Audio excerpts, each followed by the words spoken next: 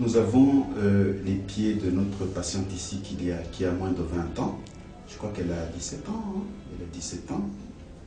Alors, elle a fait des plaies infectées au niveau des deux gros orteils ici. Alors, nous l'avons soignée d'une manière intensive et maintenant, les plaies ont disparu. Les ongles sont partis et nous pouvons dire que les deux gros orteils sont sauvés. Au début, quand elle est arrivée, il y avait carrément une insensibilité au niveau du gros orteil et au niveau des points de pression des deux pieds. Ça nous avait beaucoup inquiété. Mais maintenant, voici, avec le traitement, nous avons remarqué que finalement, la sensibilité est revenue. Avec notre monofilament ici, on a trouvé que la sensibilité est revenue. Et il y a eu cet épisode des plaies qu'elle avait au niveau des pieds. C'est vraiment cicatrisé maintenant, mais ça reste un pied à risque. Nous faisons très bien attention à ce pied. Nous avons recommandé à ce qu'elle ne porte plus des souliers serrés et que régulièrement qu'elle fasse des soins au niveau des pieds pour que cet événement malheureux ne puisse plus revenir. Donc ça reste un pied à risque et nous allons y apporter des soins pour la prévention, une prévention secondaire, je vais dire. Voilà, c'est une jeune patiente qui reçoit chez nous, tant que nous le pouvons, de l'insuline gratuitement. Elle reçoit aussi des seringues gratuitement et elle peut bénéficier aussi des consultations de manière gratuite à cause de l'espérance de vie. Voilà. Je m'appelle de Jolie Komo Ziluma. Je suis une diabétique patiente de 13 ans. Par rapport à la glycémie que j'avais, c'était élevé. Maintenant, je vois que la glycémie a marché. Je me sens à l'aise, la glycémie marche bien. Et la santé aussi, ça marche. J'avais aussi une plaie aux deux orteils. Maintenant, je veux que les pieds ont bien marché selon le pansement et j'avais perdu une sensibilité au pied. Je vois que je maintenant repris mon sensibilité de pied. Tel que nous les diabétiques, nous avons besoin de suivre régulièrement notre régime et de bien le respecter. Deuxièmement, de suivre le rendez-vous chez le médecin, le conseil, même chez les infirmiers, chez le médecin, pour nous aider normalement et suivre la glycémie. Si vous avez un appareil privé, vous pouvez faire la glycémie 2 fois par semaine ou bien 2 fois par mois. Mais si c'est l'appareil qui n'est pas personnel pour le faire, c'est difficile pour le faire. On pourrait le faire 1 fois par mois. Nous sommes un cabinet médical. Nous nous appelons Mellitus et nous nous occupons de la prise en charge des diabètes, des gens qui présentent le diabète et surtout en ambulatoire.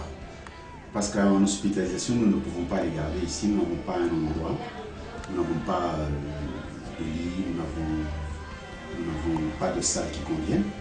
Nous sommes à l'étroit, mais ça c'est dans les besoins, c'est vraiment un besoin urgent. Entre-temps, nous disons, nous faisons ce que nous pouvons. Nous avons 2 locaux qui ont, je crois c'est 2 mètres sur 4. Et dans ces locaux, nous avons un fichier. Ce qui est très bien chez nous, c'est le fichier.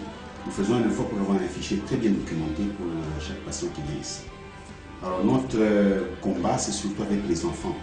Si je parle des enfants, je parle de toutes les personnes qui ont entre 0 et 30 ans. Ce sont des personnes qui ont besoin souvent d'insuline ad vitam. Et ces personnes-là, leurs familles ne peuvent pas, vraiment, ne peuvent pas suivre. C'est pour ça que nous nous occupons de ces enfants-là. Nous essayons de leur donner de l'insuline gratuitement. Nous avons certains partenaires qui nous donnent petitement un peu de médicaments. Par exemple, nous avons Mémissa qui nous a envoyé dernièrement un petit lot d'insuline que nous donnons gracieusement à ces enfants-là. Nous leur donnons ça gratuitement, ainsi que les seringues. Et nous essayons de leur donner aussi des consultations gratuitement, dans la mesure du possible.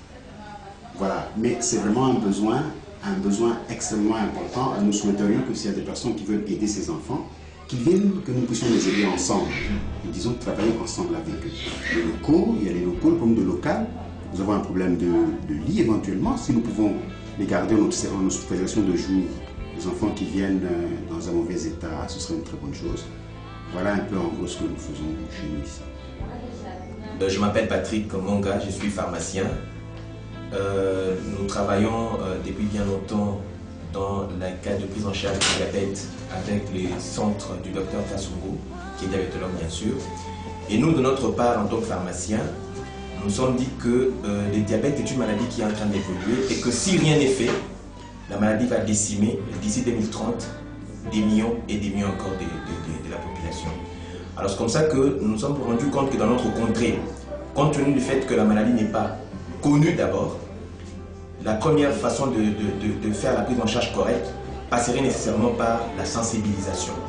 Alors c'est comme ça que, en tant que bénévole, travaillant avec Dr Kassungo, nous avons commencé à créer des organes de sensibilisation sur les diabètes qui concernent toute la population. Et là, qu'est-ce que nous sommes en train de faire? Nous sommes en train de procéder à des informations. On réunit des gens, on leur parle du diabète, de ses conséquences et surtout de la négligence que nous sommes en train d'évoquer ici par rapport à la population elle-même qui est cible de cette maladie, qui est évolutive et qui, d'ici 2030, va décimer, comme je l'ai dit, des millions de populations.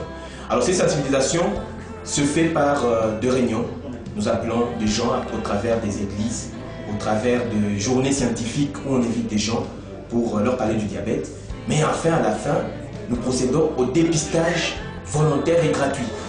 Et ce dépistage-là permet justement que des populations qui sont ignorantes par rapport à cette maladie puissent se savoir malades et que la prise en charge tôt de cette pathologie permet justement d'éviter des complications à long terme qui sont d'ailleurs fatales. Ce que nous sommes en train de craindre avec le diabète, ce n'est pas le diabète lui-même, mais c'est plutôt les conséquences plus tard que cette maladie engendre.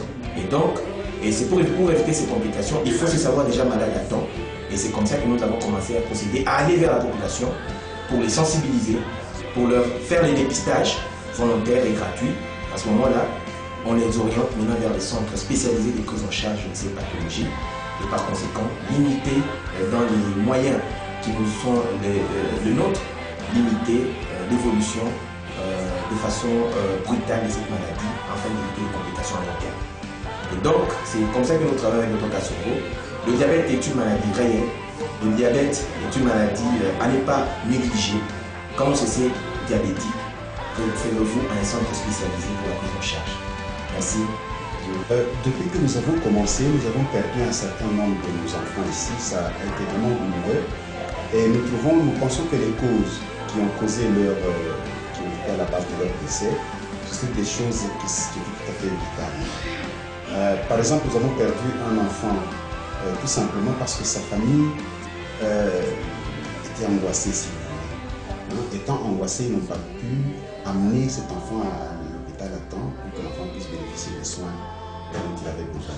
Alors cet enfant est décédé. Nous avons des enfants qui sont morts d'hypoglycémie, tout simplement parce qu'il manquait de suivi à la maison, il manquait d'appareils à la maison, ne fût-ce que de glucomètre, ne fût-ce que pour contrôler le taux de glycémie. Nous avons toute une série de causes de décès de ces enfants qui nous ont fait mal au cœur parce que ces enfants qui étaient bien suivis, qui étaient correctement suivis, qui recevaient de toutes les facilités dont nous avons parlé antécédemment et qui sont quand même partis. Nous avons créé à ce sujet une petite association. C'était des moments, certains moments, on essaie de se mettre ensemble afin de pouvoir aller voir ces enfants quand ils ne venaient pas, quand ils ne regardaient pas, afin de pouvoir régler ce genre de problème souvent réglable avec les membres de famille. Alors, ils ont commencé, mais vous voyez, tout ça c'est difficile. Nous commençons difficilement, nous faisons ça difficilement. Faire les 24 heures, les 5 ou 6 zones que nous avons, communes que nous avons ici à Lubumbashi, c'est extrêmement difficile de le faire à pied et puis ces personnes sont souvent occupées par d'autres tâches et c'est difficile de suivre ce programme. Mais nous essayons quand même dans la mesure du possible de voir ce programme-là. Donc, si nous demandons de l'aide, ce serait dans le sens de pouvoir obtenir éventuellement un moyen de transport pour ces personnes-là afin de les motiver, parce que c'est bénévolement qu'ils font ça. Aller voir les enfants dans leur famille, dans leur milieu de vie, afin de régler certains problèmes qui sont pratiquement réglables. Pour le reste, c'est comme j'avais dit, de l'insuline, des piqûres, des seringues que nous avons besoin, et des appareils, si on pouvait leur remettre des appareils. Tout ça, je pense, à pouvoir leur remettre ça à titre gracieux, parce qu'aucune famille en réalité ne peut s'occuper de ses enfants de sa propre poche. C'est difficile. Nous sommes en train de travailler dans ce sens-là de sensibiliser la population, et en commençant d'abord par les informations thérapeutiques, et puis on procède au dépistage. Mais il faut dire que là, nous sommes aussi butés à quelques petites difficultés qui sont de l'ordre matériel. Hein, il faut le dire, nous, la matière grise, elle est là. Nous avons les informations, mais deux fois, pour procéder à certains dépistages, nous sommes bloqués parce qu'il faut réunir tous les matériels possibles. Si vous avez 200 personnes à dépister, vous rendez compte que le kit pour les dépistages, les bandelettes, ainsi que le glucomètre, sont des choses qui varient entre 200 et 300 $. Et vous rendez compte, si vous avez 200 personnes à dépister, deux fois, on est limité par rapport à ça. Il faut en avoir peut-être plus de bandelettes, des bandelettes qui peuvent aller jusqu'à peut-être 1000 bandelettes pour un bon dépistage. Mais deux fois, on est limité par rapport aux moyens. Et c'est comme ça que nous sommes en train de nous concerter entre nous pour procéder à certaines petites cotisations déjà, qui vont commencer à nous permettre à ce que nous puissions arriver à la fin de notre mission de bien travailler par rapport à ce qui est des petites difficultés sur le plan purement matériel. Mais en dehors de ça, c'est aussi la transmission de l'information qui pose aussi un vrai problème. La compréhension elle-même de la maladie, en cherchant des mots assez accessibles pour la population, qu'on ne soit pas beaucoup plus technique. C'est aussi notre paire de manches. Il y a des choses qu'on ne sait pas dire autrement. Mais quand vous expliquez avec des termes vraiment techniques, quand vous parlez d'hyperglycémie, le patient lui-même ne comprend rien si ça signifie hyperglycémie. Alors il faut chercher des mots adaptés. C'est aussi notre paire de difficultés que nous avons pour faire passer notre message, surtout à ceux-là qui ne sont pas lettrés. Voilà. Donc c'est dans ce sens-là que nous essayons de voir quelques difficultés que nous rencontrons.